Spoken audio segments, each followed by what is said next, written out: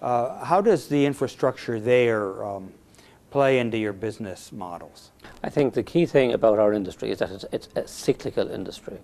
You will have times of significant construction and less significant. And in the US at the moment, for example, because of the housing bust, if you like, and some pressures on commercial side and pressures on state budgets leading to less infrastructure spend, we're seeing a bit of a down cycle in the industry. It's the same all over the world. So for a public company, we feel the way we can provide returns for our shareholders and also be a kind of create a vibrant company is to diversify geographically and by product. So we've sought to be a business which has significant position in Western Europe, which is where we started from. 37 years ago we were purely in Ireland.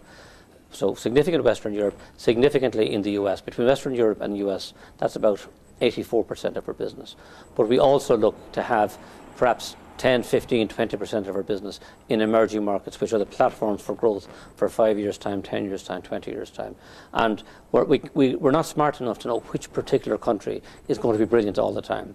But if we make sensible choices in a number of areas, then we'll have a number of good places at any one time. And that's very much the strategy. So it's balance and doing it on a gradual basis. And you're right to point out places like Ukraine and Poland. They've actually shown very strong growth the last few years and have been really, really good. We're seeing the Ukraine slowing a bit at the moment. Poland is still quite vibrant. And I think Eastern Europe the pace of growth will slow with the current economic problems from the US and Western Europe traveling across the world. But there's still huge needs for the medium term that were not addressed in the times of the command economy in the communist days. And I think there's an appetite there for growth. So I'd be very optimistic for those areas, quite honestly. In your forays into the Ukraine and Poland, did you acquire firms to work with you as well, or did you just move in as a new entrant? In both countries, we got involved early on in what was called the privatization process there. So the major cement companies, which were totally owned by the state, were privatized, and they looked for foreign investment to come in to support them, both from a capital point of view and also from a technical point of view. So we were very fortunate. We got involved in Poland originally in the cement industry. But from that then we've gone out and we have greenfielded businesses on the quarrying side, on the concrete product side, on the asphalt side, because the industry, as we know it in the West, wasn't fully developed there. And that's been done with indigenous local Polish management, but also bringing in some key people from Ireland to support it, if you like. And we're doing the same in the Ukraine, although the Ukraine is maybe 10 to 15 years behind the pace of advancement that's in Poland.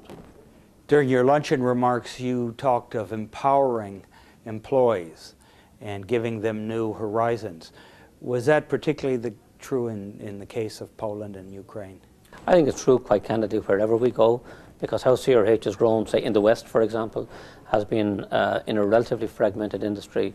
We've encouraged family businesses who had good people and had the appetite to grow themselves to join up with us, where in fact we bought the company but also made a commitment to the company that we would help that company to grow within our enterprise. And what we found in those companies, of course, lots of good people, some of them families, some of them non-family members, but really good, keen people that now had a bigger platform on which to grow. And they became people that began to fly the CRH banner and themselves went out and grew our businesses in those areas. So that was good for CRH, it was good for them. It was a win-win situation.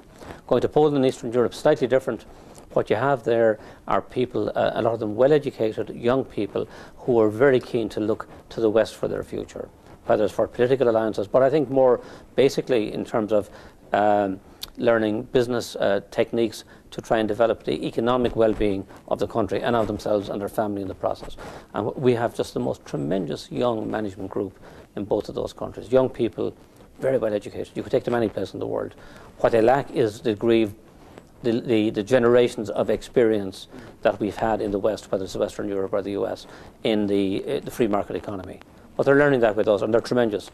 And many of our senior managers in those areas now come from within the country.